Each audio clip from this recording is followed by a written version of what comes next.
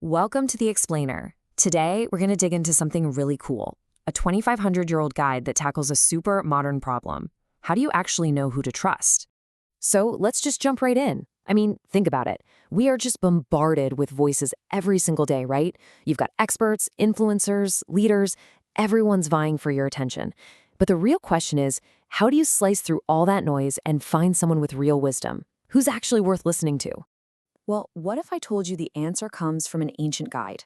And I'm talking really ancient, recorded in India thousands of years ago. And the crazy part is, its advice is just as sharp and practical today as it was back then. So, let's picture this.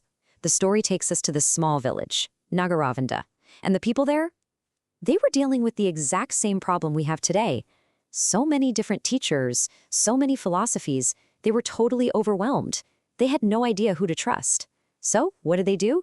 They went straight to the Buddha to ask for help. Okay, and this is where it gets really clever. The Buddha totally flips their question on its head. Instead of starting with who is worthy, he gives them this amazing tool for figuring out who is not worthy. It's like, let's get rid of the wrong answers first. A brilliant process of elimination, really. All right, so let's start right there. Let's talk about this first category, the unworthy teacher. The key to spotting them isn't about what they have or what they say, it's about what they're still trapped by, what they're not free from. The whole point here is that these individuals are still basically prisoners of their own inner reactions. The text is super specific. They're not free from passion, not free from aversion or anger, and not free from delusion. You know, to put it simply, their inner world is just not at peace. They're constantly getting yanked around by their own impulses, and you can totally see the result of all that inner turmoil on the outside. Their behavior is described with this great Pali term, sama visamam charanti. It basically means uneven conduct. Because their inner world is so unsettled, their actions, their words, even their thoughts, they're all over the place, inconsistent, chaotic. Okay, so now let's flip the coin. What about the other side? Let's look at the worthy teacher. It's a really clear contrast. It's literally a perfect mirror image of the last slide. A worthy teacher is vitaraga. They're free from that compulsive passion.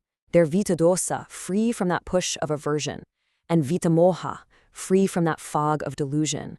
They've basically mastered their own inner game, and their inner world is just calm, pacified. And, well, you can probably guess what comes next, right? That inner peace shows up on the outside. Their behavior is called samakaryam charanti, which means even conduct. It's steady, it's consistent, it's reliable.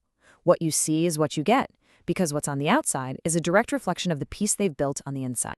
Wow, I mean, seeing it all laid out like this, side by side, is just so powerful, isn't it? On one side, you've got someone who's a slave to their reactions, and it leads to total chaos. And on the other, you have someone who's found freedom from those very same things, and it leads to this inner peace and steady, even conduct. It's such a simple distinction, but it's incredibly profound. So let's break down these terms real quick, because they're super important. First up, raga. Think of it like a magnet. It's that constant pull of desire, that craving for more pleasant stuff, sights, sounds, feelings, you name it. It's that voice in your head that just goes, I want that. And its opposite is dosa. If raga is a magnet pulling things closer, dosa is the force pushing things away.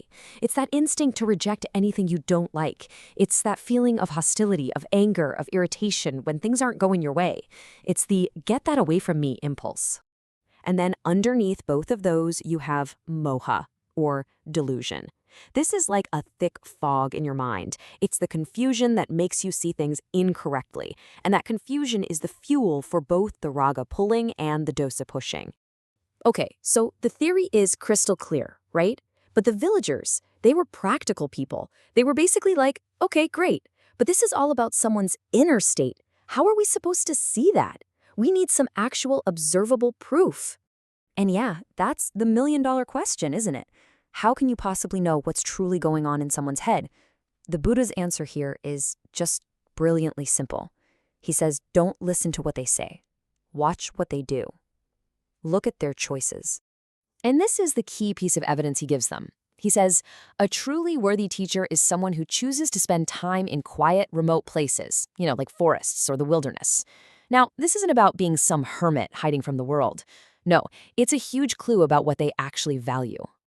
So think about that. The environment a person chooses isn't just a background detail. It's like a giant billboard advertising their inner state. Where you consistently choose to spend your time says so much more about your real values than any speech you could ever give. I mean, it just makes sense, right? If someone is genuinely trying to free themselves from that constant craving, they're not going to hang out in places designed for sensory overload. Places that are super loud, super luxurious, constantly stimulating. Why? Because those places just feed the fire of desire. Instead, they're going to be naturally drawn to simplicity, to quiet, to tranquility. They choose environments that actually support that inner work, places that don't constantly trigger that pull of desire or that push of aversion. Their choice of environment, that's the proof. All right, so let's tie this all together. Let's bring this ancient wisdom into a final, practical takeaway for all of us, right now. The guiding principle is actually really simple. Look for freedom, not fame. So here it is, your 2,500-year-old checklist. It's a toolkit, really. Just observe their relationship with sensory input. Do they constantly run after loud, flashy, luxurious environments? Or do you see them actively cultivating simplicity, quiet, and calm? At the end of the day, their conduct will be steady, not chaotic, and that tells you it's about their character, not their charisma. And that, really, is the core question this ancient guide leaves us with. In this crazy, noisy world we live in, who do you see around you whose actions, not their words, but their actions, their choices, the places they choose to be, who actually demonstrates a genuine, deep inner peace? That, right there, is an incredibly powerful way to find the kind of wisdom that's truly worth following.